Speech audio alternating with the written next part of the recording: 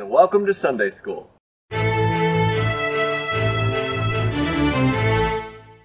You may be wondering why I'm standing in a pool. Well, because Moses and the Israelites were doing something similar. When we last left them, they had just left Egypt to go to a new land.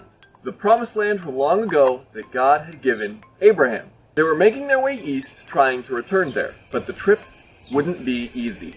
Once the Israelites had left, Pharaoh changed his mind. He decided he wanted the Israelites back after all. Pharaoh gathered his armies and chased the Israelites down. On horses, trained soldiers quickly caught up to the families of the Israelites, who were mostly on foot. The Egyptian army had trapped the Israelites with their backs to the Red Sea. The Israelites cried out in fear and despair, but Moses comforted them. "Do you really think God would lead us out here to abandon us?" he asked them. He stretched his hand over the water of the Red Sea, and a miracle happened. God parted the sea. The Israelites escaped into the valley between two walls of water, but they weren't free yet. Pharaoh sent his army to chase them into the sea, but when the Israelites got to the other side, God closed the waters, and they fell back onto the Egyptian armies. This is one of the most incredible and famous miracles in the Bible.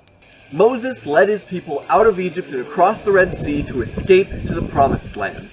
They weren't quite there yet, but it was a start, an important one at that. They managed to make it away from Egypt. God's promise was long-lasting. In fact, God's promise still applies to us today. God continues to save us to this very day with the same power that parted the Red Sea. This story came from Exodus 14. Here are some questions to talk about. Why did God send the Israelites to the Red Sea and not around it? Why did Pharaoh change his mind? How do you think it felt for the Israelites to walk through the sea? Next week, we'll talk about something that my class in real life talks about just all the time. Just so often.